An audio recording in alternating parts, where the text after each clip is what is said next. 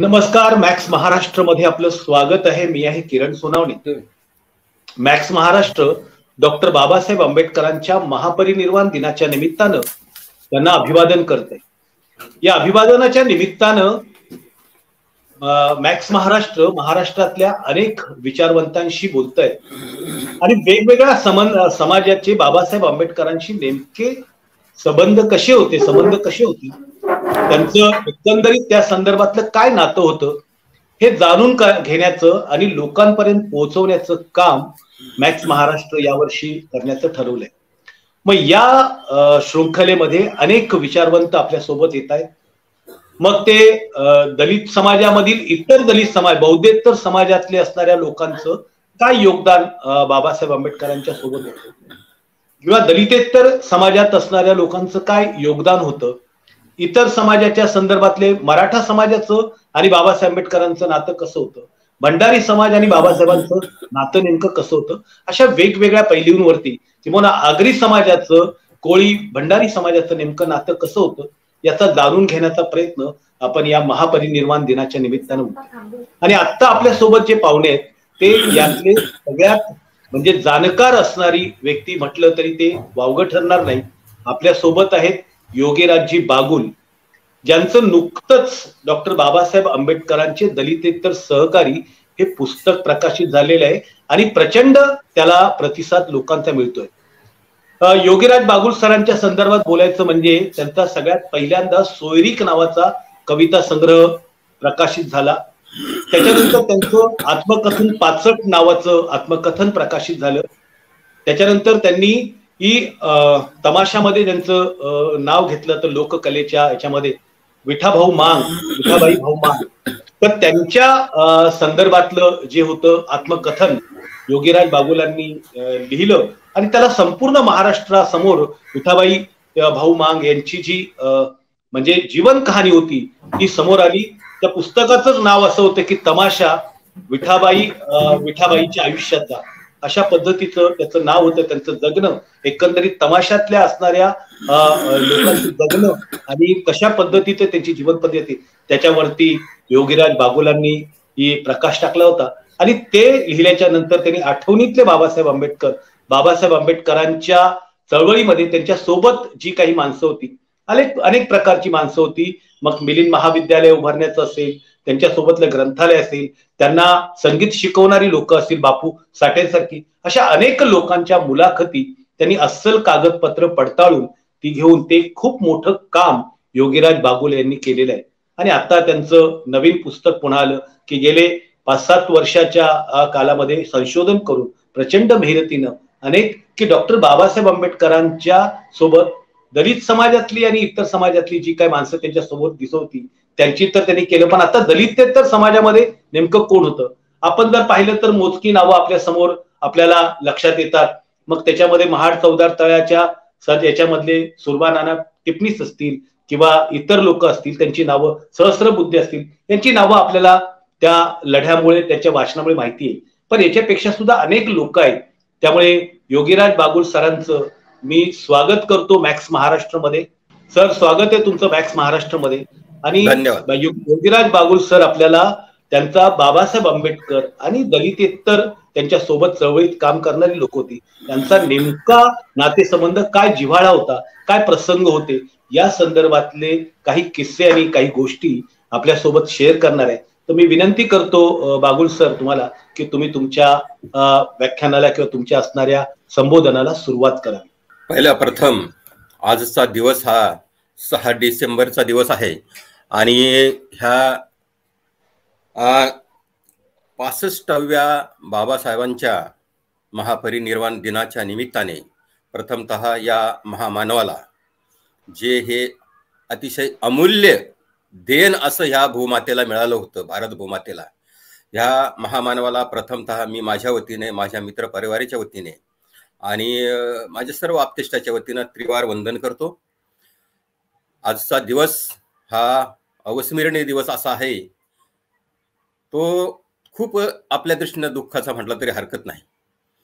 आजच्या दिवशी बाबासाहेबांचं वयाच्या 67व्या वर्षी महापरिनिर्वाण झालेलं आहे आणि ह्या महामानवाने संपूर्ण त्याच्या आयुष्यामध्ये केवळ दलित समाजासाठीच नव्हे तर एकूणच या देशासाठी जे काही केलेलं आहे, ते जे काही मी आतापर्यंत जवळपास 25-30 वर्ष ह्या क्षेत्रामध्ये वावरत असताना मला सारखं वाटतं की अजून बाबासाहेबांना आपण पूर्णपणे म्हणजे संपूर्ण आंबेडकरी साहित्यिकांनी म्हणेन मी, पूर्ण भारतातल्या बाबासाहेबांचे सगळे कार्य किंवा सगळे पैलू किंवा म्हणा सगळे प्रकारचं व्यक्तिमत्व बाबासाहेबांचं समुच्चय अजून आपल्या समोर आलेलं नाही. हा एक वेगळा प्रकार आहे आणि हे एका माणसानं, एका अभ्यासकानं पूर्ण आयुष्यभर केवळ ह्या महामानवावर काम केलं तरी हे पूर्ण होईल असं वाटत नाही. हे वावधान होतं, बरोबर, प्रचंड मोठं वादळ होतंय आणि हे वादळ इतकं भयानक होतं, हिचे पावलं वेचताना अक्षरशः दमछाक होते माणसाची. मी ह्या क्षेत्रामध्ये काम करत असताना मी फक्त एकच अंग घेतलाय, एकाच अंगावर काम करतो. माझी जवळपास 18 वर्ष याच्यामध्ये गेली. त्याच्या अगोदरची 4 वर्ष आठवणी ते बाबासाहेब मध्ये, अशी 22 वर्ष मी याच्यामध्ये घातली. पण मी फक्त एका अंगावरच काम करत असताना सुद्धा बाकीचे अंग असं वाटतं की मी आता हे आता फक्त दोनच खंड आले, डॉक्टर बाबासाहेब आंबेडकर आणि त्यांचे दलितेतर सहकारी 2च खंड आलेत.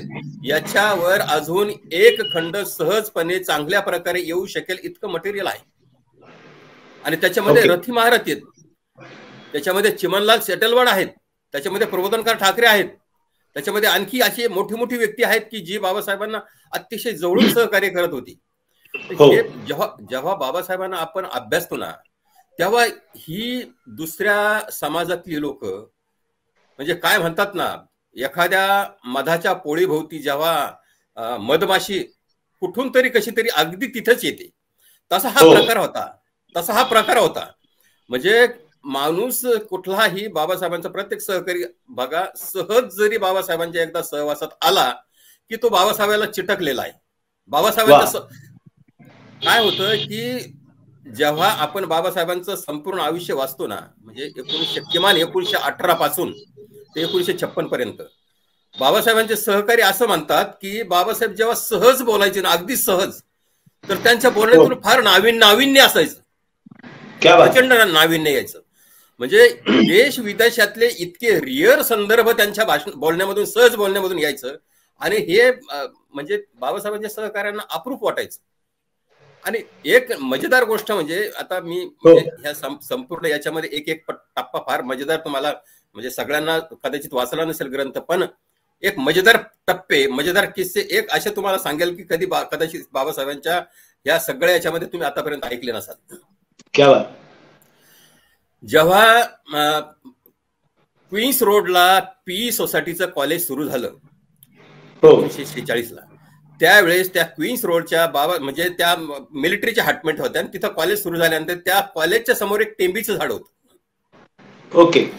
त्या टेंबीच्या झाडा म्हणजे जेव्हा बाबासाहेब इथे मुंबईत राहायचे तेव्हा संध्याकाळी त्या टेंबीच्या झाडाखाली जेव्हा खुर्च्या टाकून बसायचे तेव्हा एक 8-10 खुर्च्या कालांतराने आपोआप भरायच्या.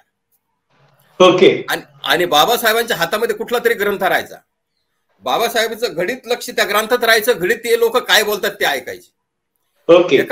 एका माणसानं, एका सहकार्याने बाबासाहेबांना सहज विचारलं की डॉक्टर साहेब, तुम्ही ग्रंथ वाचताय आणि पुन्हा आम्ही काय बोलतो ते बरोबर ऐकताय, तुम्ही हे होतं कसं जमतं तुम्हाला? त्यावेळेचं बाबासाहेबांचं उत्तर फार सुंदर आहे. बाबासाहेब म्हणाले की आम्ही जवळजवळ 7-8 सदस्य एका रूम मध्ये राहायचे. त्याच रूम मध्ये बकऱ्या राहायच्या, त्याच रूम मध्ये कोंबड्या राहायच्या, त्याच रूम मध्ये माझ्या वडिलांनी पाळलेला पोपट राहायचा. रामजी पित्यांना पोपट पाळायची आवड होती, अगदी शेवटपर्यंत त्यांच्याकडे पोपट राहायचा. आणि बाबासाहेबांना कुत्रे किंवा हरणी पाळायची ही आवड होती. हे त्यांनी म्हणजे अगदी रामजी पित्यांनी पण आणि बाबासाहेबांनी पण ह्या आवडी त्यांच्या जपलेल्या आहेत. तर बाबासाहेबांचं उत्तर असं आहे, मला ही लहानपणापासून सवय लागलेली आहे. कारण मी जेव्हा हा डिस्टर्बन्सेस घरामध्ये बकऱ्याचा किंवा कोंबड्याचा व्हायचा तेव्हा माझं अभ्यासात म्हणजे अकॅडमिक शाळेतल्या अभ्यासात जितकं लक्ष राहायचं तितकं कोंबड्याकडे पण राहायचं, बकऱ्याकडे पण राहायचं. हे मला सवय झालेली म्हणले. तर आणि त्याच्यानंतर जेव्हा बाबासाहेबांनी प्रत्यक्ष कार्याला सुरुवात केली मित्रांनो, मग ते महत्वाचे टप्पे जे घडलेले आहेत, म्हणजे माणगावची परिषद म्हणा, माणगावच्या परिषदेमध्ये म्हणजे ते शाहू महाराज जेव्हा बोलतात बाबासाहेबांना, बाबासाहेब म्हणजे समोरच्या प्रेक्षकांना उद्देशून बोलतात की आता खऱ्या अर्थाने तुमचा मुक्तिदाता तुम्हाला लाभला आहे. बाबासाहेब शाहू महाराजांचे भाषण आहे. बरोबर. आणि तिथून हे सगळं मंथन सुरू झालेलं आहे. 1920 नंतर बाबासाहेबांना आणखी 3 वर्षासाठी विदेशात शिक्षणासाठी जावं लागलं, राहिलेले शिक्षण पूर्ण करण्यासाठी. परंतु त्याच्यानंतर बहिष्कृत हितकर्णी सभा स्थापन केल्यानंतर, त्याच्यानंतर समाज समता संघ स्थापन केल्यानंतर याला जास्त चालना मिळालेली आहे. विशेषतः बहिष्कृत हितकर्णी सभेची तुम्ही कार्यकारिणी बघाल तर त्याच्यावर चिमनलाल सेटलवाड आहेत, जे पुढे चालून जे म्हणजे फार मोठे सॉलिसिटर होते, अगदी भारतात गाजलेले सॉलिसिटर होते ते. त्याच्यानंतर ते मुंबई विद्यापीठाचे कुलगुरू राहिलेली व्यक्ती, ते बाबासाहेबांच्या इतक्या प्रेमात पडलेली व्यक्ती होती की बाबासाहेबांनी म्हणजे आश्चर्य वाटेल की जेव्हा पीपल्स एज्युकेशन सोसायटीच्या कॉलेजचं उद्घाटन झालं तेव्हा बाबासाहेब दिल्लीहून सांगता की आपल्या ह्या उद्घाटनाच्या सोहळ्याला, कारण ऐन वेळेला बाबासाहेबांना ह्या कार्यक्रमाला येता येत नाही बाबासाहेब मंत्री असल्यामुळे, आणि वेळेवर त्यांचं सगळं नियोजन असून सुद्धा अगदी वेळेवर म्हणजे त्या गव्हर्नमेंटची, केंद्रीय गव्हर्नमेंटची अचानक मीटिंग ठरल्यामुळे बाबासाहेबांचं रद्द होतं. बाबासाहेब म्हणतात की माझं येणं शक्य होत नाही, पण तुम्ही ह्या कॉलेजच्या उद्घाटनाला चिमनलाल सेटलवाडला मुख्य व्यक्ती म्हणून बोलवा. क्या बात आहे. हा इतका यांचा म्हणजे प्रेमळ संबंध होता, प्रेमळ त्यांचा ऋणानुबंध होता. हो. चिमनलाल सेटलवाडच्या विषयी अजून आतापर्यंत समोर बऱ्याचशा गोष्टी आलेल्या नाही. जे तिस्ता सेटलवाड त्यांची पणती आहे, बऱ्याचशा गोष्टी समोर आलेल्या नाही. त्या आता कालांतराने मी प्रयत्न करतो, 3रा खंड मला शक्य झालं तर मी त्याच्यावर काम करणार आहे. मित्रांनो बघा, म्हणजे मजेदार गोष्ट म्हणजे बाबासाहेबांच्या सहवासात सुरबा नाना नावाची व्यक्ती आली. सुरबा नाना असे तसे 10वी पास झालेले, पण सुरबा नानाचं कार्य जर बघितलं तर त्यांना त्यावेळेस म्हणजे जो आता आपण रायगड म्हणतो त्या रायगडला एकेकाळी कुलाबा जिल्हा म्हणायचे, आणि सुरबा नानाला कुलाबाचा सिंह म्हणायचे. इतकं प्रचंड धडाडीचं कार्य ह्या महामानवाचं, प्रचंड मोठं काम आहे म्हणजे सुरबा नानांचं. आणि सुरबा नानांच्या कामावर एक चांगला प्रकारे अजून जर ग्रंथ लिहायचं ठरवलं तर किमान 300 पानाचा नुसतं सुरबा नानांच्या कार्यावर ग्रंथ येईल. बघा म्हणजे हे मंथन बाबासाहेबांचं कसं सुरू झालेलं आहे. सिके बोले जे बाबासाहेबांचे सहकारी होते त्यांनी 1923 साली सार्वजनिक ठिकाणे ही सगळ्यांसाठी खुले असावीत म्हणून हा कायदा मुंबई प्रांत विधिमंडळामध्ये पास होतो. फक्त नावालाच कायदा पास होतो, त्याची अंमलबजावणी कुठे होत नाही. पण हा कायदा जेव्हा मध्यवर्ती निवडणूक महाडच्या नगर परिषदेची होते आणि सुरबा नाना उभे राहतात, वीरकर नावाचा मोठा गाजलेला वकील असतो, त्या वकिलाच्या विरुद्ध उभा राहतात आणि त्या वकिलाच्या विरुद्ध सुरबा नाना अगदी 20-22 वर्षाचा तरुण पोरगा निवडून येतो, पण नगर परिषदेचा अध्यक्षही होतो. आणि ही जर तुम्ही मित्रांनो तुम्ही हे जर काय म्हणतात ना, ही चेन जर बघितली ना, म्हणजे आपण समजतो की हे सिकिपी समाज जो आपण समजतो, चंद्रसिंह कायस्थ प्रभू समाज जो आहे, तो शक्यतो साधारण शिवाजी महाराजांच्या काळापासून ह्या समाजाचं कार्य प्रचंड मोठं आहे. पण मध्यंतरी पेशवेच्या काळामध्ये ह्या कार्याला सगळं डावललं गेलं. सिकिपी समाजावर प्रचंड त्यांना त्रास दिला गेला. माझ्या 2रा खंड जो आलेला आहे डॉक्टर बाबासाहेबांचे दलितेतर सहकारी, त्याच्या शेवटचं परिशिष्ट मी जोडलेलं आहे. त्याच्यामध्ये लिहिलेलं आहे की डॉक्टर बाबासाहेब आंबेडकर यांच्या समाज कार्यामध्ये सिकेपी समाजाचं अनन्य साधारण योगदान का, त्याच्यामध्ये हे सगळं लिहिलेलं आहे मी, काय योगदान आहे, कसं आहे, आणि हा समाज किती एकनिष्ठपणे बाबासाहेबांबरोबर जसा उभा राहिला, बाबासाहेबांच्या पाठी जसा उभा राहिला, तसाच तो शिवाजी महाराजांच्या पाठी उभा राहिलेला आहे. म्हणजे रोहिडेश्वर हा किल्ला, हे जो दैवत होतं, रोहिडेश्वर किल्ला म्हणा किंवा तो दैवत होतं, ते कोणाचं होतं? सिकेपी समाजाचा होता. हा इतिहास जर आपण पाहिला, डोकावला, तर त्याच्यामध्ये आपल्याला, आणि रोहिडेश्वरावर शिवाजी महाराज शपथ घेतात आणि त्याच्याबरोबर ही सगळी प्रभू मंडळी असते त्यावेळेस. हा थोडस विषयांतर होत, पण हा एकनिष्ठ समाज बाबासाहेबांबरोबर येतो, बाबासाहेबांच्या पाठीशी उभा राहतो, त्याच समाजापैकी सुरबा नाना एक. आणि विशेष म्हणजे सुरबा नानाच्या बहिणीचे मिस्टर म्हणजे मेव्हणे हे अनंतराव चित्रे हे बाबासाहेबांचे एकनिष्ठ सहकारी. अनंतराव चित्रे आणि कमलाकांत चित्रे. आता कमलाकांत चित्रे हे मुरुडचे आणि अनंतराव चित्रे हे पोलादपूरचे. दोघांचाही काहीही संबंध नाही. पण आपलं एमव्ही चित्रे आणि केव्ही चित्रे असल्यामुळे ना आपला आंबेडकरी साहित्यामध्ये सुद्धा चांगल्या चांगल्या लोकांचा इतका गैरसमज होतो की हे दोघं भाऊ भाऊ आहेत का काय. पण हे दोघं भाऊ भाऊ नाहीत. फक्त पाटणकर म्हणजे जे पहिले म्हणण्यापेक्षा दुसरे जे सिद्धार्थ कॉलेजचे प्राचार्य झालेले होते ते आणि त्यांचा भाऊ जे आपल्या दुसऱ्या खंडाच्या मखपृष्ठावर जे चित्र टाकले ते दोघं भाऊ पाटणकर. हे पाटणकर भाऊ आणि भालचंद्र विठ्ठल प्रधान आणि दत्तात्रय विठ्ठल प्रधान हेच सख्खे भाऊ. ह्या दोन जोड्या बाबासाहेबांबरोबर होत्या. पण एमव्ही चित्रे आणि केव्ही चित्रे हे भाऊ भाऊ नाही, दुरान्वयी संबंध नाही. पण आहे सीकेपी समाजाचेच. सांगायचे तात्पर्य म्हणजे ही जी सीकेपी मंडळी सगळी आहे ती बाबासाहेबांच्या पाठीशी प्रचंड उभी राहिलेली इथून तिथून. आणि विशेष म्हणजे मी जेव्हा याच्यावर अभ्यास करतो तेव्हा मला हे जाणवतं की ही सीकेपी समाजाची मंडळी सगळी एकमेकाच्या नात्यातली आहेत. मग मेभी चिटणीस असो की अनंतराव चित्रे असो, चंद्रकांत अधिकारी असो, सुरबानाना असो, अनंतराव चित्रे असो, ही सगळी मंडळी एकमेकाच्या नात्यामधली आहेत. आणि ही सगळी मंडळी बाबासाहेबांच्या पाठीशी उभी राहिलेली. ही मजेदार गोष्ट आहे.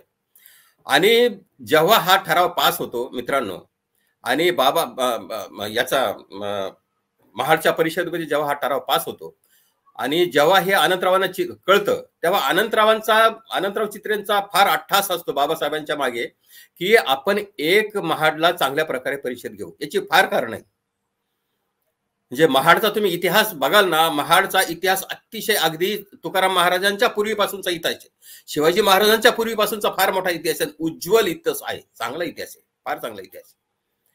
त्याच्यामुळे बाबासाहेबांनी महाड हे शहर नक्की केलं. पण बाबासाहेबांनी नक्की केले म्हणल्यापेक्षा अनंतराव चित्रेंनी हे बाबासाहेबांना अगदी व्यवस्थितपणे सांगितलं की महाड शहर हे आपल्यासाठी कसं उपयुक्त राहील. त्याचं कारण असं, सुरबा नाना एकतर बाबासाहेब अनंतराव चित्रेंचे नात्यामधले मेहुणे.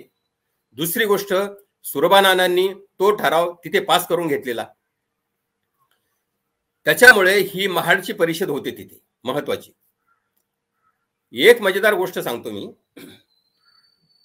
एक टप्प्याटप्प्याने काही आठवणी सांगतो मी. ह्या महाडच्या परिषद झाल्या, दोन परिषद झाल्या त्या. एक डॉक्टर अस्पृश्य वर्गीय परिषद, कुलाबा जिल्हा अस्पृश्य वर्गीय परिषद आणि महाड सत्याग्रह परिषद, अशा दोन परिषदे झाल्या. मला वाटतं 18 ते 20 एक आणि 18 ते 20 मार्च 1927 एक आणि 25 ते 27 1927 ती एक, अशा दोन परिषदा झाल्या. दोन परिषदेचं महत्व वेगळं वेगळं आहे. पहिल्या परिषदेमध्ये महाडच्या चौदार तळ्याचा पाण्याला बाबासाहेबांनी स्पर्श केलेला आहे. दुसऱ्या परिषदेमध्ये मनुस्मृतीमध्ये, पूर्ण मनुस्मृती जाळलेली नाही, आपण म्हणतो पूर्ण मनुस्मृती जाळली, हे चुकीचं आहे. मनुस्मृतीमध्ये स्त्रियांविषयी आणि अस्पृश्यांविषयी जे निंदनजनक किंवा जे अतिशय काय म्हणतात त्याला वाईट पद्धतीने जे श्लोक होते तेवढेच फक्त जाळले. आणि तेही जाळले कोणाचे असते, बाबासाहेबांच्या सहकाऱ्यांपैकी एक सहकारी फार जवळचे होते बाबासाहेबांचे, ते म्हणजे बापूसाहेब सहस्रबुद्धे, ज्यांना गणी सहस्रबुद्धे म्हणतात. त्यांचं नाव बापूसाहेब सहस्रबुद्धे. आणि महार ब्राह्मण त्यांना मानलं जायचं, काही लोक त्यांना म्हणायचे, म्हणजे ते ब्राह्मण लोक म्हणजे कुत्सितपणाने. ती मनुस्मृती जाळली किंवा मनुस्मृतीचे जे पानं जाळले ते तिथे वेदी केली, एक होम, छोटासा होम केला स्टेजच्या समोर आणि तिथं अतिशय विधिवत पद्धतीने त्यातले जे जाचक श्लोक स्त्रियांसाठी आणि अस्पृश्यांसाठी होते ते गणी सहस्रबुद्ध्यांच्या हस्ते अगदी काय म्हणतात त्या श्लोकला जाळताना सुद्धा मान देऊन ती जाळण्यात आली. ह्या दोन परिषदेचं महत्व. सुरबा नानांच्या बाबासाहेबांच्या संबंधांविषयी थोडंसं बोलेल, कारण मग बऱ्याचशा गोष्टी आपल्या लोकांना आता फक्त त्या प्रकरणामध्ये मी फार पहिल्या खंडामध्ये सुरबा नानांविषयी घेतलेलं आहे. मित्रांनो, सुरबा नानांना जेव्हा लोक विचारायची अनेकदा, कारण बऱ्याचदा असं व्हायचं की फक्त पहिल्या आणि दुसऱ्या परिषदेच्या वेळेलाच बाबासाहेब फक्त महाडच्या डाक बंगल्यावर थांबलेले, अदरवाईज त्याच्यानंतर पुढे जेव्हा केव्हा बाबासाहेब महाडला जातात तिथल्या कोर्ट केसेस लढण्यासाठी किंवा इतर काही सामाजिक कामासाठी, तेव्हा बाबासाहेब सुरबा नानांच्या गोविंद निवास, जेव्हा तुम्ही महाडला जाल चौदार तळ पहाच, पण आवर्जून गोविंद निवास पहा. गोविंद निवासच्या पहिल्या माळ्यावर कोपऱ्यातल्या खोलीवर बाबासाहेब थांबायचे, अगदी 15-15 दिवस. मी जेव्हा अनेकदा फार वेळा जातो मी महाडला, पण महाडला गेल्यानंतर आवर्जून गोविंद निवासला भेट देतो. त्याच्या बैठकीवर बाबासाहेब अनेक वेळा रात्री उत्तर रात्रीपर्यंत गप्पा चालायच्या त्यांच्या सुरबानांच्या, बाकीच्या तिथल्या महाडच्या लोकांच्या. तेव्हा सुरबानाना असे तसे 10वी पास झालेले आणि बाबासाहेबांचं MA PhD DSc LLD DLitt बॅराटलं ह्या सगळ्या आणि MSc तर आपण लिहित पण नाही. 1-2 डिग्र्या बाबासाहेबांच्या ज्या खऱ्या कष्टाने मिळवलेल्या त्याविषयी तर आपण लिहित पण नाही त्यांच्या डिग्र्या. तर ह्या एवढा उच्च विद्या विभूषित महामानव आणि सुरबानाना असे तसे 10वी पास झालेले काही मित्र समवयस्क सुरबानानाला जेव्हा विचारायचे, नाना डॉक्टर साहेब इतके मोठे विद्वान आणि तुम्ही अगदी काहीतरी 10वी अशी तशी पास झालेले, तुमची वैचारिक बैठक कशी जमते हो, कसं काय तुमचं, कसं संतुलन कसं होतं, जमतं कसं तुमचं? सुरबानानाचं उत्तर फार मजेदार आहे, लिखित आहे, माझ्याकडे आहे ते.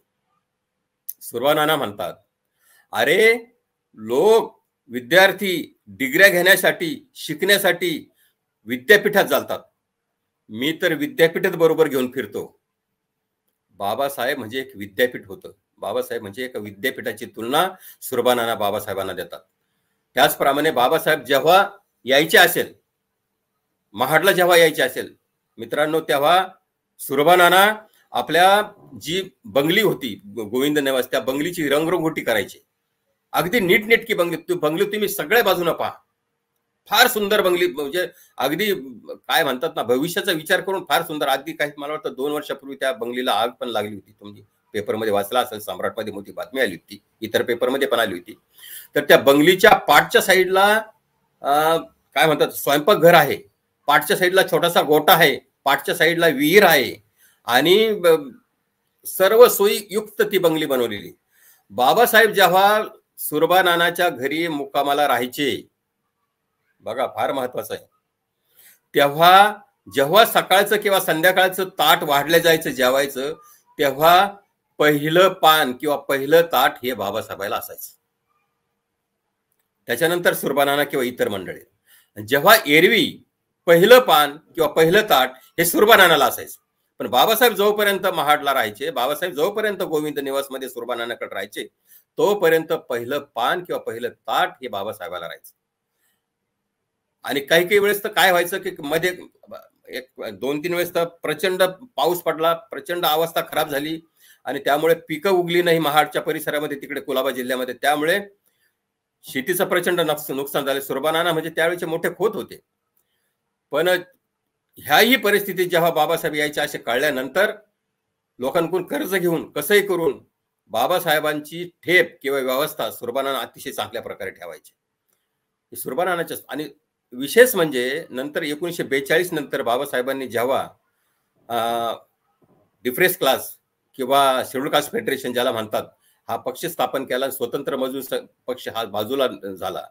स्वतंत्र मजूर पक्ष जोपर्यंत होता तोपर्यंत सगळी ही मंडळी, दलितेतर मंडळी सक्रिय होती बाबासाहेबांबरोबर. पण शेड्यूल कास्ट फेडरेशन काढल्यानंतर ही सगळी मंडळी, दलितेतर मंडळी बॅकफुटवर जरी गेलेली असली समाजकारणात किंवा राजकारणात, परंतु वैयक्तिक पातळीवर ही सगळी मंडळी बाबासाहेबांच्या अतिशय बरोबर होती. त्याचं अतिशय चांगलं उदाहरण म्हणजे माझं तुम्ही कालपारवाचा जर ग्रंथ आलेला वाचला असेल, त्याच्या अनंतराव चित्रेंच्या प्रकरणामध्ये एक किस्सा मी लिहिलेला आहे. अनंतराव चित्रेंचा मुंबईच्या जयराज हाऊसमध्ये बाबासाहेब जेव्हा राहत असतात त्यांना अटॅक आलेला असतो बाबासाहेबांना. 1952चा किस्सा आहे तो. आणि तिथे राहत असताना सुरबानानाची तब्येतच, सुरबानाना त्यावेळेस बरेच म्हातारे झालेले असतात अगदी, आणि सुरबानानाची स्वतःची तब्येत त्यावेळेस बरोबर नसते. तर सुरबानाना जेव्हा कळतं की डॉक्टर साहेबांची तब्येत बरोबर नाही, स्वतःच्या तब्येतीची पर्वा न करता सुरबानाना अगदी मिळेल त्या गाडीने इथे येतात आणि बाबासाहेबांबरोबर जोपर्यंत बाबासाहेब इथे आहे जयराज हाऊसला ट्रीटमेंट घेत असतात तोपर्यंत त्यांच्याबरोबर राहतात. त्याचं कारण असं, बाबासाहेब इतर लोकांना, माई साहेबांना किंवा त्यांचे जे नोकर असतात त्यांना दवा गोळ्याला घेण्यासाठी दाद द्यायचे नाही, दवा गोळ्या घ्यायच्या नाही, पण सुरबानाना त्यांच्या शब्दाला मान द्यायचे, सुरबानानांच्या बाबासाहेब. आणि त्याच्यामुळे स्वतःच्या प्रकृतीची काळजी न करता, तमा न करता सुरबानाना जयराज हाऊसवर बाबासाहेब जोपर्यंत असतात, त्यांची ट्रीटमेंट जोपर्यंत चालू असते तोपर्यंत थांबतात. ज्यावेळेस अनंतराव चित्रे आणि प्र के अत्रे आनंदराव कानेकर आणि प्र के आत्रे जेव्हा बाबासाहेबांना जयराज हाऊसला भेटायला जातात तेव्हा आनंदराव कानेकर म्हणतात सुरबानाला, अरे सुरबानाना तुम्ही इथं कसं? मला तर असं कळलंय की तुमचीच तब्येत बरोबर नाही. तेव्हा सुरबानांचं वाक्य मित्रांनो, सुरबानाना म्हणतात, अनंतराव हे वादळ कसं आहे तुम्हाला माहितीये ना? म्हणजे बाबासाहेबाला उद्देशून म्हणतात, हे वादळ कसं आहे तुम्हाला माहितीये ना? अहो ते कोणाच्या शब्दाला दाद देत नाही, माझ्या शब्दाला मी चुचकरून तरी थोडेसे औषध पाणी घेतात. आणि पुढे म्हणतात, अनंतराव लाख मारावेत पण लाखाचा पोशिंदा मरू नये. त्याच्यासाठी मी माझी प्रकृतीची सगळी तमा बाजूला ठेवून माझ्या प्रकृतीची काळजी न करता मी इथे आलेलो आहे डॉक्टर साहेबांच्या प्रकृतीसाठी. असे हे सुरबानाना फार फार वेगळे प्रचंड किस्से आहेत सुरबानाना विषयी. भार कत्रेकरच्या विषयी तर सांगाल तर भार कत्रेकर हे भंडारी समाज आहे, पण मित्रांनो अगदी विद्यार्थी दशेपासूनच, विशेष म्हणजे असे तसे 10वी पास झालेले, त्यावेळेस मॅट्रिक पास झालेले भार कत्रेकर, परंतु विद्यार्थी दशेपासूनच त्यांना बाबासाहेबांचा अगदी सहवास मिळत गेला. जेव्हा बाबासाहेब याला BIT चाळीमध्ये राहायचे किंवा त्यांचं कार्यालय जेव्हा दामोदर हॉलच्या पाठीमागे होते तेव्हापासूनच पुढे चालून तर मित्रांनो विशेष म्हणजे तुम्हाला आश्चर्य वाटेल, भार कत्रेकर यांच्यावर चांगल्या प्रकारे लिहायला गेलं पाहिजे होतं. मी फक्त एका प्रकरणाच घेतलं, नाही आलेलं. मी तर म्हणेल की भार कत्रेकरांना त्यांच्या पूर्ण शेवटपर्यंत म्हणजे बाबासाहेब गेल्यानंतर किंवा 56 नंतर सुद्धा त्यांची काळजी यशवंतरावांनी म्हणजे भैयासाहेबांनी घेतली. अविवाहित माणूस एकटाच तिथे हिंदू कॉलनीमध्ये एका खोलीमध्ये राहायचा, परंतु त्यांच्या कार्याचा म्हणजे मला हे कळत नाही की त्यावेळेची जी ही पहिली पिढी होती यांनी म्हणजे ह्या लोकांचे, मी फार उशिरा हा कार्य काय म्हणतात ना हा प्रोजेक्ट सुरू केला. अदरवाईज आठवणीत त्या बाबासाहेब मध्ये तरी किमान मला बाबासाहेबांबरोबर बाबासाहेबांच्या सहवासात राहिलेल्या 8-9 व्यक्ती ऑथेंटिक मिळाल्या ज्या आता नाही आहेत. परंतु तो प्रोजेक्ट मी 2004ला सुरू केला होता, तो साधारण 2009ला तो ग्रंथ बाहेर आला. त्यावेळेस मला बाबासाहेबांना व्हायोलिन शिकवणारी व्यक्ती मिळाली, बाळसाठे. व्हायोलिन शिकवताना जे किस्से घडलेले आहेत बाबासाहेबांबरोबर, जे राजगराव जेव्हा ते शिकवायला यायचे व्हायोलिन, किंबहुना NM कांबळे ज्यांना अण्णा म्हणतात, अण्णा कांबळे, त्यांच्याबरोबर मी जेव्हा ह्या इंटरव्ह्यू घेतल्यात त्यांच्याबरोबरचे किस्से, इव्हन सुदैवाने मी म्हणजे काही म्हणा पण मी माई रमाबाईच्या हाताखाली मेड सर्वंट म्हणून काम करणारी बनस्पतीबाई दुलगज यांच्या ह्या बाईच्या घरी गेलो. तेव्हा ती बाई जेव्हा म्हणजे अगदी ते म्हणजे वाल्मिकी समाजाची बाई ती, पण तिच्या पद्धतीने जी अशिक्षित बाई, पण बघा म्हणजे बाबासाहेबांबरोबर म्हणजे राजगृहावर बाबासाहेबां होते तोपर्यंत काम केलं. त्याच्यानंतर यशवंतरावांच्या बरोबर म्हणजे यशवंतराव आणि मीराताई यांचे पूर्ण म्हणजे ते आहेत तोपर्यंत काम केलं. त्याच्यानंतर त्यांची बनस्पतीबाई दुलगजची 3री पिढी सध्या राजगृहावर आंबेडकरी कुटुंबियांची सेवा करण्याचं काम करते. बनस्पतीबाई दुलगजचे जेव्हा किस्से मी ऐकले, म्हणजे पोरसावदा पोरगी त्यावेळेस साधारण 12-14 वर्षाची, पण समज होती, कारण आई तिथे कामाला जायची, वडील तिथे मुनी म्हणून ते वडील काम करायचे, वडील वरती काम करायचे बाबासाहेबांच्या राजगृहामध्ये, आणि त्यांची बनस्पतीबाई दुलगजची आई ही खाली काम करायची रामाबाईच्या हाताखाली. पण यांचे किस्से फार मजेदार आहेत. तुम्ही जे आठवणीतले बाबासाहेब जेव्हा वाचाल त्याच्यामध्ये जे सगळं आलेलं आहे. भार कत्रेकर जेव्हा बाबासाहेबांनी म्हणजे बघा बाबासाहेब म्हणजे काय म्हणतात ना, खड्यामधून हिरे कसे निवडून घ्यावेत. 10वी पास झालेले भार कत्रेकर, 10वी पास झालेले असे तसे सुरबानाना, 10वी पास झालेले दादासाहेब रूप होते. पण ह्या लोकांच्या कर्तृत्वाची जाणीव किंवा त्यांचं डेडिकेशन किंवा यांच्या बुद्धीची जे बाबासाहेबांनी ओळखली, आणि ही सगळी लोक बाबासाहेबांना फार एकनिष्ठ राहिली. विशेष म्हणजे शेवटपर्यंत मी म्हणेल बरेच खूप लोक आहेत असे. म्हणजे आता 2 खंडामध्ये तर दुसऱ्या खंडामध्ये 12 लोक आलेले आहेत, पहिल्या खंडामध्ये 11 लोक आलेले आहेत. प्रत्येकाचे किस्से अगदी काय म्हणतात ना आपण फॅमिली लेव्हलवर, वैयक्तिक पातळीवर फार किस्से आहेत. कमलाकांत चित्रेवर तर मी म्हणेल ना, कमलाकांत चित्रे तर अगदी म्युन्सिपाल्टीमध्ये काम करायचे. जेव्हा वडील अचानक वारले, सगळी जबाबदारी खांद्यावर आली, चुलत्याचं कुटुंब पण सगळं त्यांच्याच खांद्यावर आलं, तेव्हा अर्धवट शिक्षण सोडून जेव्हा कमलाकांत चित्रे म्युन्सिपाल्टीमध्ये काम करायला लागले आणि उरलेला वेळ कुठलंही वेतन न घेता ते बाबासाहेबांबरोबर काम करायचे. मित्रांनो, आपण जेव्हा बाबासाहेबांचं साहित्य किंवा बाबासाहेबांची पत्रक, मूकनायक म्हणा, बहिष्कृत भारत म्हणा, जनता म्हणा, समता म्हणा, हे जेव्हा चालतो तेव्हा तुम्हाला असे दिसेल, जनतामध्ये हा लेख आलेला आहे, महाडची 1927ची पहिली परिषद होण्याच्या अगोदर कमलाकांत चित्रेंची तिथल्या राजवाड्यामध्ये एक सभा झालेली आहे. याचा उल्लेखच आपण करत नाही. याचं सगळं रिपोर्टिंग जनतामध्ये आलेलं आहे. आपण हे विचार, आता माझा दुसरा खंड जे आलेला आहे त्याच्यामध्ये हे सगळं मी लिहिलंय, रेफरन्स टाकले, जनताचे सगळे रेफरन्स टाकले, तत्कालीन वृत्तपत्र आहे. आणि तुम्ही मजेदार गोष्ट म्हणजे ही चारही वृत्तपत्र तुम्ही जेव्हा बघाल ना, तुम्हाला सगळा माहितीचा खजाना वाटतो, नुसता सगळा खजिना आहे, प्रत्येक सगळा खजिना आहे. तर हे वृत्तपत्रामध्ये ही आलेली माहिती आहे अशी की पहिली परिषद महाडची होण्याच्या अगोदर बाबासाहेबांनी कमलाकांत चित्रेंना तिथलं वातावरण कसं आहे, खरोखरच पोषक आहे का ही परिषद आपली घेण्यासाठी, त्याच्यासाठी कमलाकांत चित्रेंना पाठवतात. आणि साधारण 1, 2, 3 ते 4 महिने अगोदर कमलाकांत चित्रे तिथे राजवाड्यामध्ये एक परिषद घेतात, त्यातल्या लोकांचे मत अजमावून घेतात आणि तेव्हा मग पुढे मग आपली ही परिषद होते. कमलाकांत चित्रेंचं तर अख्खं आयुष्य नंतर तर जेव्हा पीई सोसायटी स्थापन झाली तेव्हा पीई सोसायटीचं काम करताना कमलाकांत चित्रेंची प्रचंड त्रेधा व्हायची. म्हणजे त्यांची नोकरी पण करायची, स्वतःची जी म्युन्सिपाल्टीची ती, आणि ते करत असताना बाबासाहेबांचं विना वेतन सगळं पीई सोसायटीचं काम पण करायचं.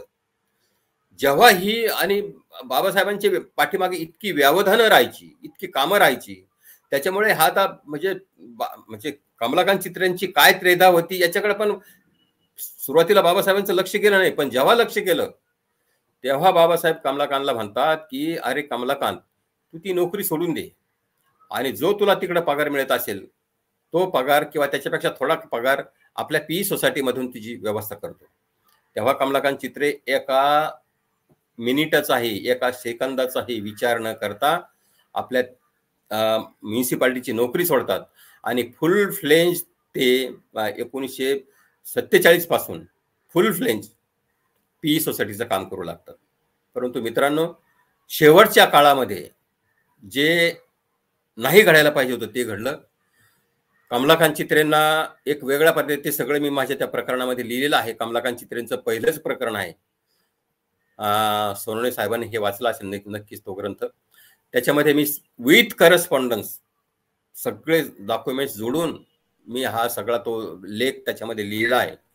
आणि त्याच्यामध्ये कमलाकांत चित्रेंवर एक दूषण ठेवण्यात आलं की त्यांनी काही गोष्टी बाबासाहेबांच्या उपरोक्ष केल्या आणि हे डी.जी. जाधवांच्या एक सदस्यीय समिती नेमून तो अहवाल, आता याच्यामध्ये जर मी जे कागदपत्र चाललेली आहेत, जी पाहिलेली आहेत आणि ज्या गोष्टी मला माहीत पडलेल्या आहेत विथ डॉक्युमेंटरी एव्हिडन्स, सुरुवातीपासूनच अगदी सिन्स फर्स्ट डे, पहिल्या दिवसापासूनच कमलाकांत चित्रेचं डी.जी. जाधवचं जमत नव्हतं. तुम्ही जर घनश्याम तळवटकरांजींना बाबासाहेबांनी पाठवलेलं पत्र जर तुम्ही एखाद्या वेळेस वाचाल, सर्वश्रुत पत्र आहे ते, त्याच्यामध्ये बाबासाहेब तळवटकरांना म्हणतात की तू कमलाकांत चित्रेंकडून सगळं शिकून घे, कारण कमलाकांत चित्रेंचं ऍडमिनिस्ट्रेशन, डिसिप्लिन आणि ह्या सगळ्या गोष्टी फार चांगल्या होत्या. कमलाकांत चित्रे प्रचंड कडक व्यक्ती होती. कोणी आपल्या कामामध्ये ढवळाढवळ केलेली त्यांना आवडत नव्हती. त्याच्यामुळे कमलाकांत चित्रेचं डी.जी. जाधवचं जमायचं नाही. आणि नेमकंच बाबासाहेबांचं लक्ष अगदी बुद्ध आणि त्याचा धम्म याच्याकडे पूर्णतः लागलेला असताना, बाबासाहेबांच्या प्रकृती प्रचंड ढासळलेली असताना एक सदस्यीय समिती बाबासाहेब नेमतात आणि त्याचा अध्यक्ष करतात नेमकं डी.जी. जाधव. आणि त्याच्यामुळे होतं काय की डी.जी. जाधव म्हणजे तो एक सदस्यीय समितीचा जेव्हा अहवाल वाचतो आपण तेव्हा ते लक्षात येईल की बाबासाहेबांच्या डिसिजनला सुद्धा काही ठिकाणी डी.जी. जाधवांनी काउंटर केलेलं आहे. ह्या डिसिजन बाबासाहेबांच्या चांगल्या नाही म्हणून. अर्थात काही त्या मानल्या नाही बाबासाहेबांनी, ती वेगळी. पण जिथं शक्य होईल तिथं त्यांनी त्या रिपोर्टमध्ये लिहिलेलं आहे की रजिस्ट्रारची गरज नाही पीई सोसायटीला, आणि ठेवायचाच असला तो नामधारी स्वरूपात किंवा टेम्पररी किंवा पिरियडिकल असावा. एवढी मोठी संस्था आणि पिरियडिकल रजिस्ट्रार ठेवणं आणि काही गोष्टी शक्य होईल तेवढ्या, काय ते रिपोर्ट वाचल्यानंतर आपल्या लक्षात येईल. मोठा रिपोर्ट आहे तो. त्याच्यामुळे काय झालं की बाबासाहेबांनी कमलाकांत चित्रेंना ज्या पद्धतीनं पीई सोसायटीमधून दूर केलं ते थोडंसं क्लेशदायक आहे. आणि त्याच्यानंतर बाबासाहेबांना वाटलं होतं की कमलाकांत चित्रे कमलाकांत चित्रेंची रिटायरमेंट ज्या पद्धतीने व्हायला पाहिजे त्या पद्धतीने झाली नाही. कमलाकांत चित्रे जेव्हा बाबासाहेबांकडे जातात, बाबासाहेब मुंबईत असताना, की डॉक्टर साहेब what is order for me, तेव्हा बाबासाहेब फक्त एक वाक्य बोलतात की hand over the charge to mister Talwatkar, आणि कमलाकांत चित्रेंना पदमुक्त करतात. हे वेदनायुक्त होतं, एवढी मोठी सेवा केल्यानंतर पी सोसायटीसाठी. आणि त्याच्यानंतर प्रकृती ढासळतात आणि विदिन 2 इयर्स, साधारण 1.5 ते 2 वर्षामध्ये कमलाकांत चित्रेंचं निधन होतं. महत्वाची गोष्ट म्हणजे हा सगळा स्पॅन आपण बघितल्यानंतर हे सगळं डॉक्युमेंट, पण याच्याही पुढे जाऊन आता मी जे कमलाकांत चित्रेंच्या प्रकरणामध्ये लावलेलं आहे ते, त्याच्यानंतर पुढे काय होतं की डी.जी. जाधव स्वतःला पी सोसायटीचे उपाध्यक्ष म्हणून घ्यायला लागतात, काही अधिकार वापरायला लागतात. ते जेव्हा बाबासाहेबांना कळतं तेव्हा बाबासाहेबांचं पत्र मी त्या प्रकरणामध्ये जोडलेलं आहे, आणि बाबासाहेब म्हणतात की this is a wrong practice, this has not to be done. आणि कमलाकांत चित्रे आपल्या डी.जी. जाधवांचं उपाध्यक्षपद ते काढून घेतात बाबासाहेब, आणि ते उपाध्यक्षपद विशेष म्हणजे बाबासाहेबांच्या सहीनेच बॅरिस्टर एम.बी. समर्थ यांना दिलं जातं. एम.बी. समर्थच्या ह्या बाबासाहेबांच्या सहकार्याकडे आपण येऊया आता. एम.बी. समर्थ ही अशी व्यक्ती होती मित्रांनो, ज्यांचे वडीलच देवासमध्ये दिवाण होते, ऐश आरामामध्ये वाढलेली व्यक्ती. एम.बी. समर्थ म्हणजे मनोहर समर्थ, आणि त्यांचे एक लहान भाऊ होते कुमारसेन समर्थ. कुमारसेन समर्थ म्हणजेच शोभना समर्थचे मिस्टर. आणि ज्या आपल्या हिरोण्या आहेत, 2 हिरोण्या, नूतन वगैरे, नूतन आणि तनुजा, यांचे वडील म्हणजेच कुमारसेन समर्थ. तर हे कुमारसेन समर्थ बाबासाहेबांचं इतकं जिव्हाळ्याचं नातं होतं, इतकं घनिष्ठ नातं होतं. एक किस्सा मला फार मजेदार वाटेल सांगायला, महत्वाचा आहे. एक दिवस काय होतं की बाबासाहेब जेव्हा हिंदू कॉलनीमध्ये राहत असतात राजगृहामध्ये, आणि त्यांच्या एक गल्ली सोडूनच एम.बी. समर्थ एक छोटासा फ्लॅट घेऊन राहत असतात. एक वेळेस आणि अधूनमधून जेव्हा वेळ मिळाला की बाबासाहेब अधूनमधून बॅरिस्टर समर्थांच्या घरी यायचे.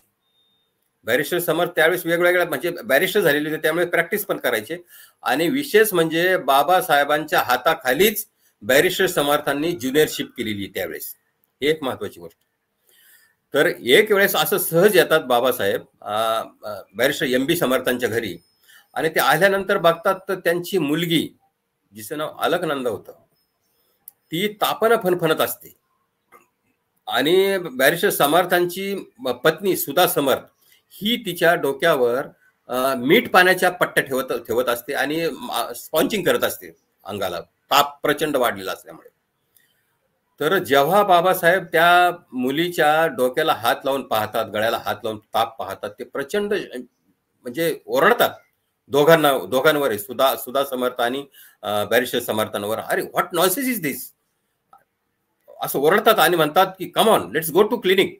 आणि स्वतःच्या गाडीमध्ये बॅरिस्टर समर्थ कपल आणि त्या मुलीला घेऊन बाबासाहेब स्वतः डॉक्टरकडे जातात. त्या मुलीला ट्रीटमेंट करतात तिथे परळच्या हॉस्पिटलमध्ये, आणि ज्या काही दवा गोळ्या देतील ते दवा गोळ्या घेऊन पुन्हा बाबासाहेब समर्थांच्या घरी येतात. उत्तर रात्रीपर्यंत जोपर्यंत त्या मुलीचा ताप उतरत नाही तोपर्यंत बाबासाहेब त्यांच्या घरी थांबतात. जेव्हा तो ताप उतरतो तेव्हा बाबासाहेब घरी जातात. आपण म्हणतो म्हणजे लोकांचं असं साधारण त्यावेळेस लोक म्हणतात की बाबासाहेबांचा स्वभाव प्रचंड रुष्ट होता, किंवा बाबासाहेब काय म्हणतात काय प्रेमळ स्वभाव नव्हता बाबासाहेबांचा, तसं नव्हतं. ते बाबासाहेबांच्या काही वक्तव्यामधून या गोष्टी आलेल्या पण आहेत की लोक जसं समजतात तसा मी नाही. बॅरिस्टर समर्थांबरोबर तर बाबासाहेबांचे अनेक गोष्टी झालेल्या आहेत, प्रचंड त्याच्यावर प्रकरणच लिहिलेलं आहे. 1942ला जेव्हा बाबासाहेबांची मंत्रिमंडळामध्ये, ब्रिटिश मंत्रिमंडळामध्ये सदस्य, त्याच्यानंतर मंत्री म्हणून त्यांना घेतलं जातं, 4 खात्याचा कारभार त्यांच्याकडे जेव्हा दिला जातो, त्यावेळेस बाबासाहेबांना साहजिकच राजगृहामधून त्यांना स्थलांतर दिल्लीला करावं लागतं. आणि दिल्लीला राहत असताना पृथ्वीराज रोडला तिथे बाबासाहेब राहत असताना काही मित्रांनो काही वेळेस ना ह्या सगळ्या कामाच्या रेट्यातून बाबासाहेब उद्विग्न व्हायचे. आणि तेव्हा बाबासाहेबांना काम करून किती करणार, शेवटी कधी काही अगदी थोडासा कंटाळा आल्यानंतर ह्या मुंबईतल्या मंडळीचा, सहकाऱ्यांचा, मित्रांचा जेव्हा त्यांना आठव व्हायचा किंवा जेव्हा त्यांना स्मरण व्हायचं, आठवण यायची, तेव्हा मनामध्ये अगतिकता वाढायची. आणि त्यावेळेस 1942ला समर्थांना बाबासाहेबांनी 3 पानाचं फार चांगलं पत्र पाठवलं की मी इकडं आल्यापासून मी एकटा असल्यासारखा वाटतो. कामाचा रेटा प्रचंड आहे, परंतु एक मुंबईला राहत असताना किंवा महाराष्ट्रात राहत असताना जे माझा मित्रपरिवार होता, त्याच्यामध्ये माझ्या ज्या गप्पा चालायच्या, काही वेळेस गप्पामधून विरंगुळा व्हायचा, तो आता मिळत नाही. हे फार चांगलं पत्र एम.बी. समर्थांना पाठवलेलं आहे. बाबासाहेब गेल्यानंतर जेव्हा सुंदराबाई हॉलमध्ये एक कंडोलन्स, एम.बी. समर्थांच्या प्रकरणामध्ये मी सगळं टाकलेलं आहे, दुसऱ्या खंडामध्ये कंडोलन्स होते, तेव्हा एम.बी. समर्थांनी बाबासाहेबांविषयी इंग्लिशमध्ये सगळं भाषण आहे ते मी मराठीत करून टाकलेलं आहे. बाबासाहेबांच्या कार्याविषयी जे बोललेलं आहे एम.बी. समर्थ त्यांच्या त्या भाषणामध्ये म्हणतात की ह्या महामानवाने त्याच्या परीने जेवढं चांगलं करणं शक्य आहे तेवढं केलेलं आहे. काही गोष्टी नाहीच झाल्या, जर नसनेच झाल्या, तर त्याच्यासाठी हा महापुरुष कारणीभूत नाही, तर ती तत्कालीन परिस्थिती कारणीभूत आहे किंवा आपण कारणीभूत आहे. ह्या महामानवाने एकही क्षेत्र सोडलं नाही की तिचा आपल्या कामाचा ठसा उमटवला नाही. जेव्हा महार बटालियनची रिक्रुटमेंट बंद झाली त्यावेळेस अनेक निवेदनं देऊन, ब्रिटिश लोकांना अनेक निवेदन देऊन, म्हणजे कालच मला वाटतं 1 तारखेलाच तो दिन साजरा झाला. 1 डिसेंबर 1948ला पुन्हा रिक्रुटमेंट सुरू करणं भाग पडलं. त्यावेळेस नुकताच देश स्वतंत्र झाला होता. महार बटालियन पुन्हा अस्तित्वात आली. कोणत्या क्षेत्रात काम केलं नाही बाबासाहेबांनी? स्त्रियांच्या असो, लहान मुलांच्या असो, अगदी काय म्हणतात ना, देह विक्री करणाऱ्या बायांचा विषय, प्रत्येक गोष्टीमध्ये, शेतकऱ्यांचा असो, सगळ्या गोष्टीमध्ये, प्रत्येक गोष्टीमध्ये बाबासाहेबांचं काम. मी तर म्हणेल ना, आता कधी कधी मला वाटतं की बाबासाहेबांच्या, परवा मी गोरेगावला बोलताना ही गोष्ट बोललो की ह्या देशाला केवळ हा महामानव, महापुरुष एक ठराविक जातीत जन्मलेला आहे म्हणून ह्या महापुरुषाच्या ज्ञानाचा पूर्ण उपयोग ह्या देशाला करून घेता आलेला नाही. संरक्षण खात्यावर प्रचंड बाबासाहेबांचा अभ्यास होता, ज्याचा उपयोग ह्या देशाने करूनच घेतला नाही. असे अनेक वेगवेगळे नियोजनांवर तर किती अभ्यास होता बाबासाहेब, अर्थ खात्यावर किती अभ्यास होता की जे हे मी तर म्हणेल नेहरूने बाबासाहेबांना अर्थ खातं, संरक्षण खातं आणि हे नियोजनाचं खातं दिलं असतं तर आज देशाचं चित्र दिसतं हे फार वेगळं, म्हणजे फार वेगळं दिसलं असतं. बाबासाहेबांचं विजन इतकं, म्हणजे आपण म्हणतो ना की क्षितिजाच्या पलीकडे दिसणं म्हणजे काय, असं जर विचार करायचा असेल तर बाबासाहेबांचं सगळं लिखाण पाहावं. बाबासाहेबांना सगळं क्षितिजाच्या पलीकडे दिसत होतं आणि ज्या ज्या गोष्टी त्यावेळेस बाबासाहेबांनी करून ठेवल्या त्याची उपयुक्तता आजही वाटते, कालही वाटत होती, उद्याही वाटेल. असं बाबासाहेबांनी सगळी निर्मिती करून ठेवली, कोणती असो. मी परवा एका भाषणामध्ये बोललो की बाबासाहेबांनी लिहिलेला थॉट्स ऑन पाकिस्तान ह्या ग्रंथाची वेळीच दखल घेतली असती तर आज हे देशाचं चित्र पूर्व पाकिस्तान, उत्तर पाकिस्तान, पश्चिम पाकिस्तान जे गोष्टी झाल्या त्या घडल्या नसत्या. परंतु हे कुठल्या तरी ठराविक जातीच्या माणसाने हे चरित्र लिहिलेलं आहे, थॉट्स ऑन पाकिस्तान हा ग्रंथ लिहिलेला आहे, त्याच्यामुळे हेतू पुरस्सर त्या ग्रंथाकडे दुर्लक्ष केलं गेलं. त्याचप्रमाणे तुम्ही मित्रजन ॲनिलेशन कास्ट हा जर ग्रंथ बाबासाहेबांचा छोटेखानी ग्रंथ आहे, पण हा ग्रंथ ॲनिलेशन ऑफ कास्ट किंवा जातीचे निर्मूलन हा ग्रंथ जेव्हा वाचताना माणसाच्या बुद्धीची दमछाक होते. तसं सगळ्याच ग्रंथाचं आहे. किती कुठून काय काय संदर्भ, काय वाक्य रचना, काय भयंकर आहे सगळं. ॲनिलेशन ऑफ कास्ट हा ग्रंथ जेव्हा गांधीजींच्या वाचण्यात आला तेव्हा गांधीजींनी त्यांच्या हरिजन मासिकामध्ये लिहिलेलं आहे की doctor Ambedkar is a challenge to Hinduism. परंतु हे वेळीच कुणीही लक्षात घेतलं नाही आणि बाबासाहेबांचा पूर्ण कार्यकाळ तुम्ही बघितला ना, फार अतिशय म्हणजे इतक्या टप्प्याटप्प्यानं बाबासाहेबांचं सगळं आयुष्य आलेलं आहे. मी आता नंतर एस.सी. जोशींकडे येईल. एस.सी. जोशींकडे आपण एस.सी. जोशींचं आपण आतापर्यंत कुठे दखलच घेतलेली नाही. आश्चर्याची गोष्ट आहे. किती मोठी व्यक्ती जी अप्पर हाऊस म्हणून बाबासाहेब ज्यांना घेतात, पीजी सोळंकी बरोबर बाबासाहेबांनी पीजी सोळंकींना जसं आपल्या बरोबर घेतलं अप्पर हाऊस मध्ये, म्हणजे स्वतंत्र मजूर पक्षाचे 12 लोक निवडून आल्यानंतर हे 2 लोक घेतात जे पीजी सोळंकी एक असतात आणि एस.सी. जोशी एक असतात. एस.सी. जोशींचं तसं त्यावेळेस गाजलेले कामगार लोकांचे वकील, कामगार क्षेत्रातले वकील म्हणून त्यांना संबोधले जायचे. हे तुम्ही दुसरा खंड जेव्हा वाचेल बाबासाहेबांचा तेव्हा या सगळ्या एकात एक कड्या गुंफलेल्या आहेत. या सगळ्या फार मजेदार गोष्टी झालेल्या आहेत. या सगळ्या म्हणजे आपसूक झालेल्या आहेत. म्हणजे ठरवून ह्या केलेल्या नाहीत गोष्टी, ह्या आपसूक सगळ्या घडत गेलेल्या आहेत. एस सी जोशी जर तुम्ही मित्रांनो बघाल तर बाबासाहेब आणि एस सी जोशी जेव्हा बरोबरच कोर्टामध्ये प्रॅक्टिस करायचे, सीताराम चिंतामण जोशी, हे सीताराम चिंतामण जोशी राहायला हे चिंचपोकळी ईस्टला तिथे राहत असताना जेव्हा हे बरोबर प्रॅक्टिस करायचे कोर्टामध्ये, तेव्हा कोर्टामध्ये यांची ओळख झाली. नवीनच दोघे प्रॅक्टिस करत होते. पण बाबासाहेबांना म्हणावं तसं कोर्टाच्या प्रॅक्टिस मधून अर्थार्जन होत नव्हतं. तर मग काय करणार? तर मग एक वेळा जेव्हा चर्चेमध्ये अशी चर्चा चालली एस सी जोशीची आणि बाबासाहेबांची बार हाऊसमध्ये, तेव्हा एस सी जोशी म्हणतात की डॉक्टर साहेब तुम्ही एक काम करा, माझ्या जे चिंचपोकळीचं घर आहे त्या एका खोलीमध्ये आपण एक ट्युशन सुरू करूया. त्या ट्युशन मध्ये तुम्ही शिकवायला या. हे कुठंच अजून उल्लेखित आलेलं नाहीये, झालेलं नाहीये, समोर आलेलं नाहीये. आणि त्याला त्या क्लासेसला नाव देतात बॉम्बे लॉ क्लासेस. आणि हा एस सी जोशींचा एकमेव प्रामाणिक उद्देश हा असतो की डॉक्टर साहेबांना ह्या ट्युशनच्या माध्यमातून निदान 2 पैसे तरी मिळावेत. आणि बॉम्बे लॉ क्लासेस सुरू करतात. तर बाबासाहेब अगोदर म्हणतात की जोशींना म्हणतात की ते बाबासाहेब एस सी जोशींना जोशी बुवा म्हणायचे, कधी कधी नुसतं बुवा म्हणायचे. तर एस सी जोशींना म्हणतात की अरे एस सी जोशी म्हणतात, एस सी जोशींना बाबासाहेब म्हणतात की अरे बुवा क्लासेस सुरू करू पण विद्यार्थी ते मिळाले पाहिजे.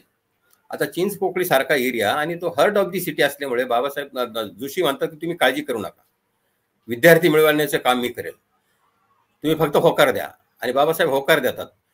दुसऱ्या दिवशी एस सी जोशी काय करतात की त्यांच्या खोलीच्या बाहेर एक बोर्ड, रंगवलेला बोर्ड तिथे लटकावतात आणि इथे थोड्याच दिवसामध्ये कायद्याच्या शिक्षणासाठी खाजगी ट्युशन सुरू करण्यात येत आहेत असे तिथे एक लॉ क्लासेस सुरू करतात, लॉ क्लास ट्युशन सुरू करतो म्हणून बोर्ड लावतात.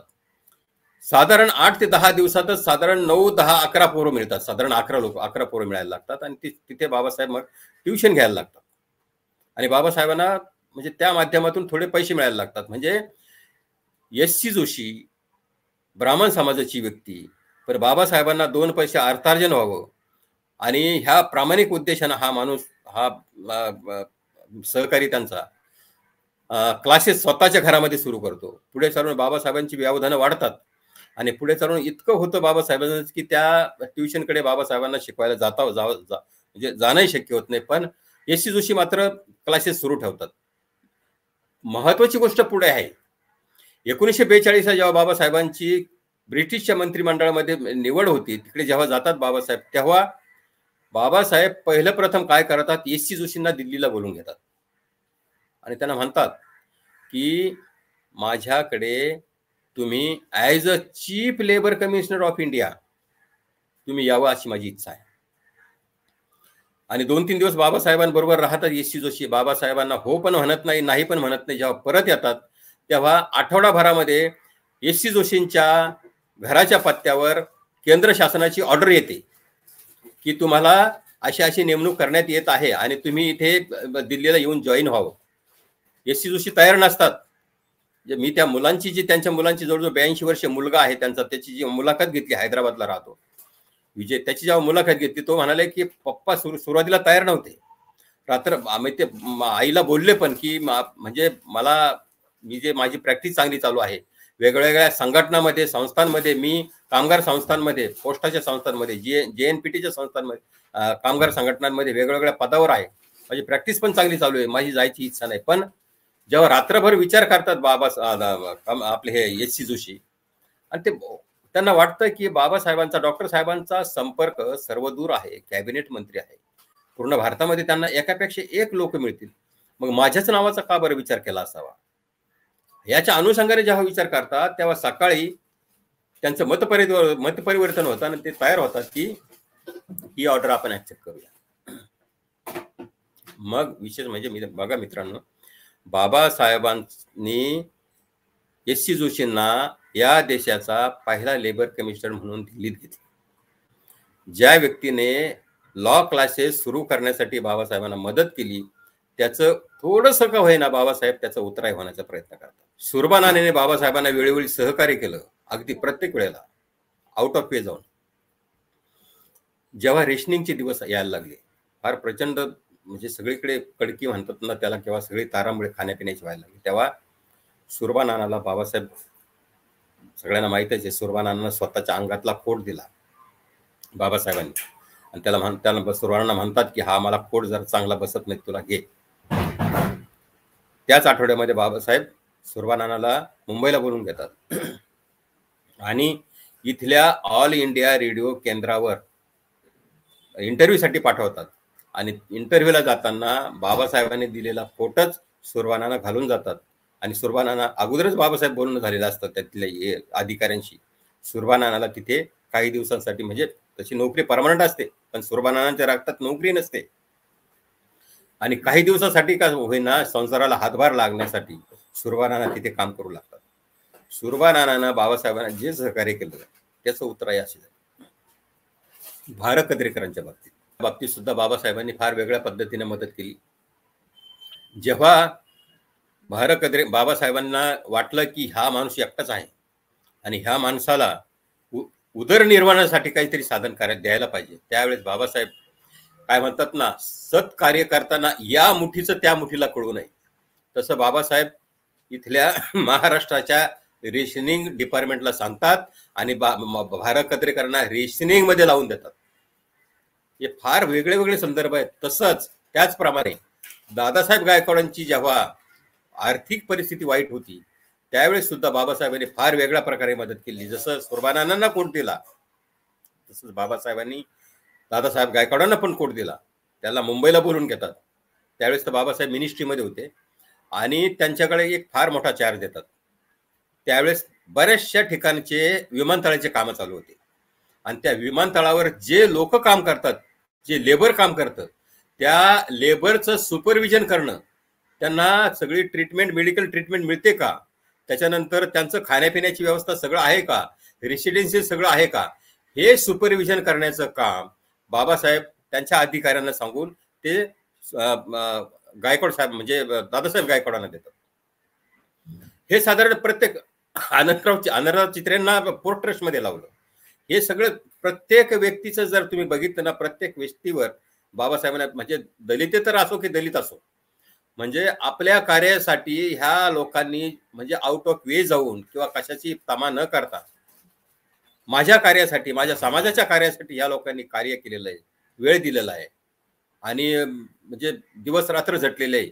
याचं उतराई म्हणजे कुठेही गाजावाजा न करता, काही न करता, प्रत्येक ठिकाणी, इव्हन बळवंतराव वरळ्यांचं सुद्धा तुम्ही बघाल तर बळवंतराव वरळ्यांना सुद्धा कामाला लावले, नोकरीला लावलेलं आहे. हा सगळा मोठा पट आहे. सगळ्या फार फार वेगळ्या वेगळ्या प्रकारच्या गोष्टी आहेत मित्रांनो. चंद्रकांत अधिकारीच्या गोष्टीचं, चंद्रकांत अधिकारी जे गोरेगाव महाडची जी व्यक्ती आहे त्याच्याविषयीचा फार मजेदार किस्सा आहे. चंद्रकांत अधिकारी नवीन वकील झालेले आणि चंद्रकांत अधिकारी यांना नवाबाच्या परिसरामध्ये म्हणजे मुरुड जंजिरामध्ये त्यांना वकिली करायची होती. पण मुरुड जंजिराचे जे तिथले जे काय म्हणतात ना, तिथले गुमास्ता होते, मुनमजी होते, सर्व बघणारे जे होते त्यांचे, ते बाबासाहेबांना यांना आपले चंद्रकांत अधिकाऱ्यांना सनद देत नव्हते आणि त्यांचं नाव होतं आचरेकर. हे जेव्हा बाबासाहेबांना कळलं, कारण त्या पिरियडमध्ये आपल्या लोकांवर प्रचंड म्हणजे काय म्हणतात ना त्याला, डमी केसेस, डुप्लिकेट केसेस या सवर्ण लोकांनी प्रचंड भरलेल्या होत्या. आपल्या लोकांचा प्रचंड छळ होत होता मुरुड जिंजिऱ्यामध्ये आणि आपले लोक नव्हते त्या केसेस फाईट करायला. त्यावेळेस मग जेव्हा बाबासाहेबांना कळलं की चंद्रकांत अधिकाऱ्यांना सनद देण्यात येत नाही, नेमकं एक वेळेस असं होतं की तो आचरेकर जो होता मुनमजी मुरुड जिंजिऱ्याच्या नवाबाचा, तो बाबासाहेबांना चांगला ओळखत होता. एक वेळा बाबासाहेब महाडला गेले आणि येताना ज्या बोटीने येत होते त्याच बोटीमध्ये नेमकं तो मुरुड जिंजिराचा नवाबाचा तो मुनमजी बसलेला होता, जो त्याचं सगळं पाहत होता तो. तर एरवी नेहमी अगदी मनमोकळेपणाने बोलणारे त्या मुनमजीशी बाबासाहेब त्याच्याशी फक्त पाहिलं आणि पुस्तकामध्ये डोकं घालून घेतलं. बाबासाहेब एक शब्दही बोला ना त्यांना. त्यांच्याबरोबर त्यावेळेस आनंदराव चित्रे होते.